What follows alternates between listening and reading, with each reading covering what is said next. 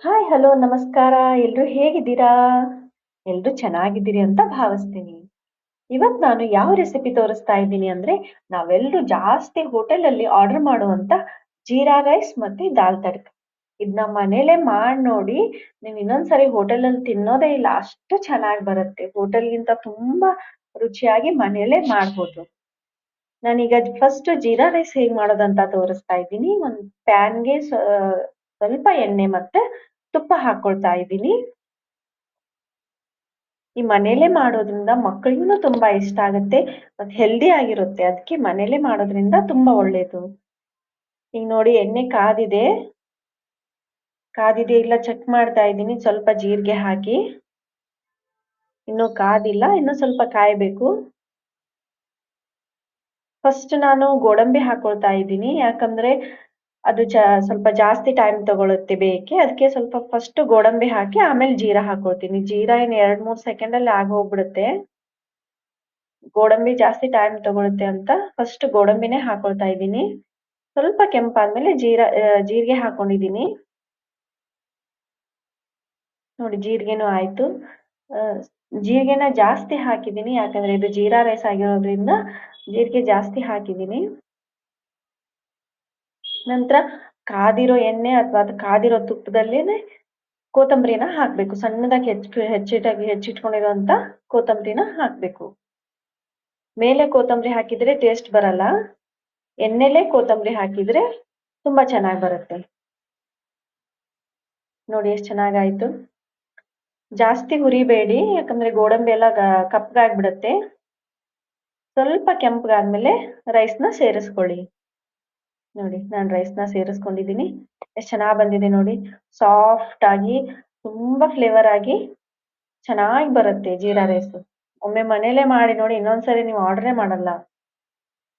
ನೋಡಿ ಆಯ್ತು, ನೋಡಿ ರೆಡಿ ಆಯ್ತು. ಇಷ್ಟೇ, ಒಂದ್ 5 ನಿಮಿಷದಲ್ಲಿ, 5 ನಿಮಿಷನೂ ಇಲ್ಲ, ಜಾಸ್ತಿ ಟೈಮೇ ತಗೊಳಲ್ಲ. ಈಗ ನಾನು ದಾಲ್ ತಡ್ಕ ಹೇಗ್ ಮಾಡೋದಂತ ತೋರಿಸ್ತಾ ಇದ್ದೀನಿ. ಒಂದ್ ಪಾತ್ರೆಗೆ ಸ್ವಲ್ಪ ಎಣ್ಣೆ ಹಾಕೊಳ್ಳಿ. ಆಮೇಲೆ ನಾನು ಇದಕ್ಕೆ ತುಪ್ಪನೂ ಸೇರಿಸ್ಕೊಳ್ತಾ ಇದ್ದೀನಿ. ತುಪ್ಪ ಹಾಕೋದ್ರಿಂದ ಟೇಸ್ಟ್ ಚೆನ್ನಾಗಿ ಬರುತ್ತೆ. ತುಪ್ಪ ಕಾದ ನಂತರ ಅದಕ್ಕೆ ನಾನು ಹೆಚ್ಚಿಟ್ಕೊಂಡಿರೋಂಥ ಬೆಳ್ಳುಳ್ಳಿ, ಶುಂಠಿ, ಹಸಿಮೆಣಸಿನಕಾಯಿ, ಉಳ್ಳಾಗಡ್ಡಿ, ಟೊಮೆಟೊ. ನೋಡಿ ಬೇಳೆನ ನಾನು ಮೃದು ಮಾಡ್ಕೊಳ್ತಾ ಇದ್ದೀನಿ. ಬೇಳೆನ ಕುಕ್ಕರಲ್ಲಿ ಬೇಯಿಸಿಟ್ಕೊಂಡಿದ್ದೀನಿ ಆಲ್ರೆಡಿ. ಅನ್ನ ಮತ್ತೆ ಬೇಳೆನ ಒಟ್ಟಿಗೆನೆ ಕುಕ್ಕರಲ್ಲಿ ಇಟ್ಟಿದ್ದೆ.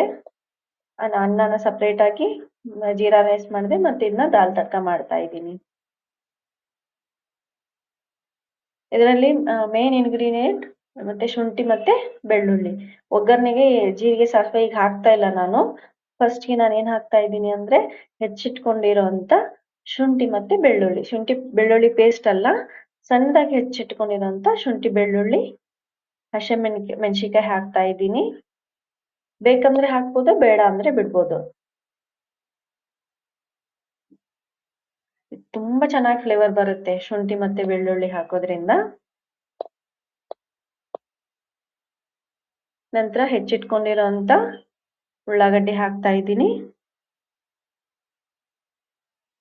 ಟೊಮೆಟೊ ನಾನು ಬೇಳೆಯಲ್ಲಿ ಸೇರಿಸಿಲ್ಲ, ಟೊಮೆಟೊನು ಹೆಚ್ಚು ಹಾಕೊಳ್ತಾ ಇದ್ದೀನಿ.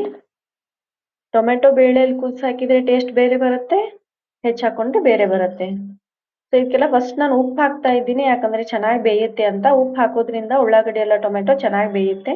ಹಸಿ ವಾಸನೆ ಹೋಗುವವರೆಗೂ ನಾವು ಅದನ್ನ ಹಾಕಿ, ಆಮೇಲೆ ಇದಕ್ಕೆ ನಾನು ಕಿಚನ್ ಕಿಂಗ್ ಮಸಾಲಾ ಅಂತ ಸಿಗುತ್ತೆ, ಅದನ್ನ ಹಾಕ್ತಾ ಇದ್ದೀನಿ. ದಾಲ್ ತಡ್ಕ ಅಥವಾ ದಾಲ್ ಫ್ರೈ ಮಾಡಿದ್ರೆ ನಾನು ಇದೇ ಮಸಾಲೆ ಹಾಕೋದು. ಇದನ್ನ ಹಾಕಿದ್ರೆ ತುಂಬಾ ಚೆನ್ನಾಗಿ ಬರುತ್ತೆ, ಕಿಚನ್ ಕಿಂಗ್ ಮಸಾಲಾ. ಆಮೇಲೆ ಸ್ವಲ್ಪ ಅರಿಶಿನ ಹಾಕಿದ್ದೀನಿ. ಅರಿಶಿನ ಫಸ್ಟ್ ಬೇಳೆಲೆ ಹಾಕಿರ್ತೀನಿ, ಇದ್ರಲ್ಲಿ ಆಪ್ಷನಲ್, ಬೇಕಂದ್ರೆ ಸ್ವಲ್ಪ ಹಾಕೋಬಹುದು.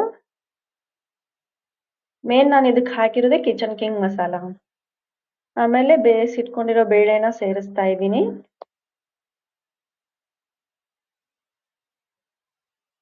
ನೋಡಿ ಇದು ಕುದಿ ಹತ್ತಿದ್ಮೇಲೆ ಹೆಚ್ಚಿಟ್ಕೊಂಡಿರೋಂಥ ಕೊತ್ತಂಬರಿನ ಸೇರಿಸ್ತಾ ಇದ್ದೀನಿ.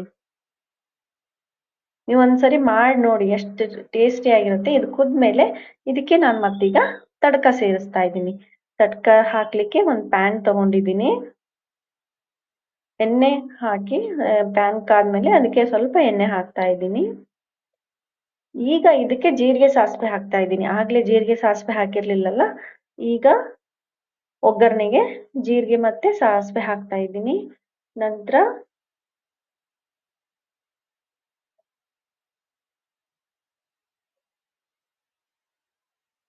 ನಂತರ ಅದಕ್ಕೆ ಹೆಚ್ಚಿಟ್ಕೊಂಡಿರೋಂಥ ಕೆಂಪು ಮೆಣಸಿಕಾಯಿ, ಕರಿಬೇವು, ಸ್ವಲ್ಪ ಹಿಂಗ್ ಹಾಕಿದ್ದೀನಿ. ಒಗ್ಗರಣೆ ಆದ ನಂತರ ಅದನ್ನ ಕುದಿಸಿರೋ ಅಂತ ಬೇಳೆಗೆ ಹಾಕೋತಾ ಇದ್ದೀನಿ. ನೋಡಿ, ತಡ್ಕ ರೆಡಿ ಆಯ್ತು. ಈ ತರ. Thanks for watching. ಓಂ ನಮೋ ಭಗವತೆ ವಾಸುದೇವಾಯ.